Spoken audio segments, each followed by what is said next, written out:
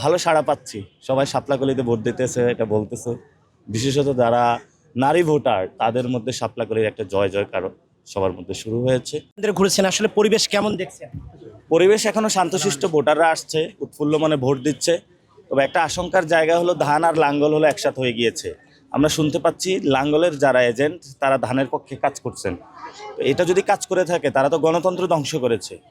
তো যারা গণতন্ত্রের কথা বলে তাদের সাথে যদি মিলে আবার গণতন্ত্র ধ্বংস করতে চায়, এটা তো বাংলাদেশের আসনিক সংকট। আমরা আশা করব যে এটা জনগণ এটাতে অ্যালার্ট থাকার জন্য, কোনো লাঙ্গলের যারা এজেন্ট আছে তাদের থেকে অ্যাভয়েড করার জন্য, বিকজ দ্যাট তারা হলো এখানে ভারত এবং ফ্যাসিস্ট যারা আওয়ামী লীগ আছে তাদের প্ল্যান বাস্তবায়ন এজেন্ডায় ব্যস্ত, এবং তারা এই বিএনপির সাথে মিলে গিয়েছে। এটা খুবই একটা আসনিক সংকট, এবং আলহামদুলিল্লাহ ভালো ভালো সাড়া পাচ্ছি। সবাই শাপলাকলিতে ভোট দিতেছে, এটা বলতেছে। বিশেষত যারা নারী ভোটার তাদের মধ্যে শাপলাকলির একটা জয় জয়কার সবার মধ্যে শুরু হয়েছে। আমরা জনগণের উপরে বিশ্বাস রাখি এবং আমাদের যে মালিক আল্লাহর উপরে বিশ্বাস আছে। ইনশাআল্লাহ আমাদের ভোট এখনো সুষ্ঠু হচ্ছে, আমরা পরিস্থিতি পর্যবেক্ষণ করব সন্ধ্যা পর্যন্ত। আশা করব যে ভালো কিছু হবে বাংলাদেশে।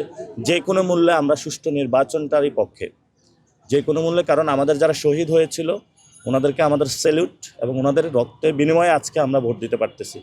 তো ওনাদের প্রতি আমরা আজীবন কৃতজ্ঞ থাকবো, এবং ওনাদের স্বপ্ন বাস্তবায়নে ইনশাল্লাহ আমরা কাজ করব। সব মশার বিরুদ্ধে সুরক্ষা দিতে এলো বসুন্ধরা এক্সট্রিম অ্যারোসল। মশার বিরুদ্ধে এক্সট্রিম সুরক্ষা। সংখ্যা গতকালকে রাত্রে কিছু উদ্ভূত পরিস্থিতি হয়েছে।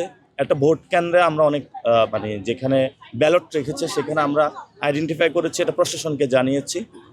এবং আপনি দেখেছেন যে 400 গজের বাইরে কিন্তু হলো ক্যাম্প হওয়ার কথা, এটা 400 গজের ভিতরেই তারা করেছে, এবং একদম মুখোমুখি অবস্থানে তারা করেছে।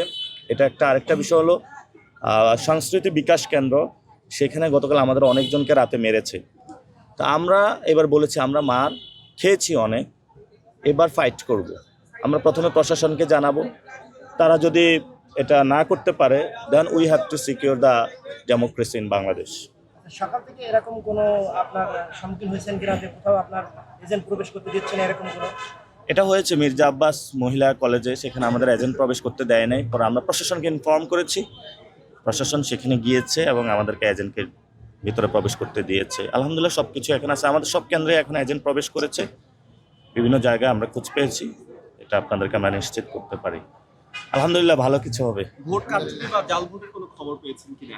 না, আমি এখনো পাই নাই। যেটা পাই নাই এটা তো আমি বলতে পারবো না।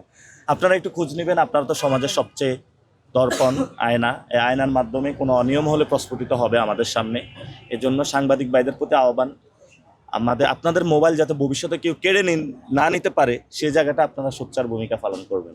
ঠিক আছে।